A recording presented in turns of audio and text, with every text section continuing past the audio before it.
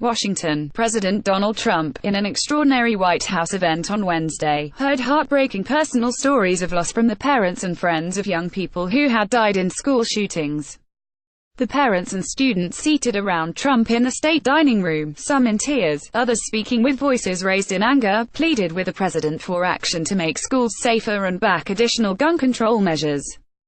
Fix it. An anguished father, Andrew Pollock, told Trump as he stood and told the story of the murder of his daughter Meadow, 18, at Marjory Stoneman Douglas High School in Parkland, Fla, last week. "It should have been one school shooting, and we should have fixed it," said Pollock. "I'm pissed. You don't want to be me. No parent does," said Nicole Hockley, whose 6-year-old son was murdered in the 2012 shooting at Sandy Hook Elementary School. "You have the ability to save us today. Please don't waste this." She was seated next to Sam Zeef, whose text messages with his 14-year-old brother, who was also at the Florida school during the shooting, went viral online. On Wednesday, Zeef spoke through tears, saying he did not understand why it is so easy to buy an AR-15, the kind of gun used in the Parkland shooting and many others over the past few years. "How is it that easy to buy this type of weapon? How have we not stopped this after Columbine, after Sandy Hook? We need to do something," said Zeef, whose best friend was murdered. "I'm here to use my voice because I know he can't." Another parent, Kerry Gruber, recounted his son's text to him as the shooter attacked Stoneman Douglas last week, saying, "If something happens, I love you." Gruber called for raising the age for gun purchases. If he's not old enough to buy a drink, he should not be able to buy a gun at 18 years old. "That's just common sense," he said. President Donald Trump holds notes during a listening session with high school students and teachers in the White House Wednesday. Carolyn Casterat Trump told the group he would do something about this horrible situation that's going on in America, and that he hoped to figure it out together with those students, teachers and parents gathered at the White House. "We don't want others to go through the kind of pain that you've gone through," Trump said. A memorial for Meadow Pollock, one of the victims of the Marjory Stoneman Douglas High School shooting, in a park in Parkland, Florida, on Friday.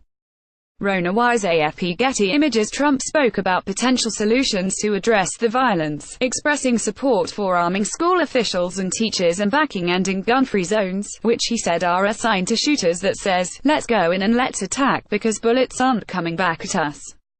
The president conceded that concealed carry only works with people who are very adept at using firearms, but said that if one of the brave coaches in Parkland who tried to stop the shooter had had a gun, he could have shot the shooter instead of running at him.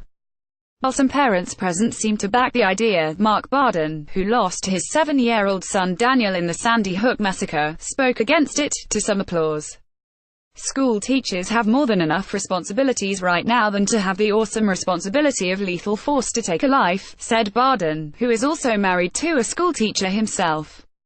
"Shooters are not going to care if someone's there with a gun," he argued. "That's their plan anyway." The president said other potential measures the administration was looking at include stricter background checks and a greater focus on the mental health of potential gun buyers, as well as a change to the age at which individuals would be allowed to purchase weapons. Trump also said that the Parkland shooter should have been nabbed a number of times based on what was known about his struggles with mental health, adding that it was unfortunate that if you catch somebody with mental illness, in today's society there's no mental institution to bring them to for treatment.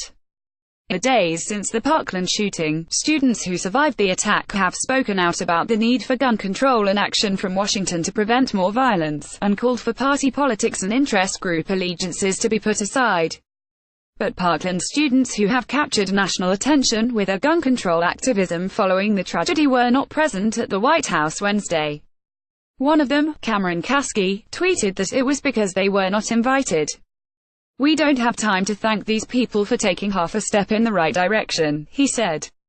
Trump himself has benefited from the endorsement and financial support of the National Rifle Association as a candidate, and has continued to be an outspoken supporter of gun rights as president. On Tuesday, the president directed the Justice Department to propose a rule that bans so-called bump stocks that allow shooters to engage gun triggers faster, causing them to fire at a rate similar to an automatic weapon. That move comes in response to America's deadliest mass shooting in Las Vegas last year. Trump has also tweeted in recent days about the need to strengthen background checks. But despite his expressions of willingness to take action, it is unclear how far the president will ultimately venture into the gun control debate.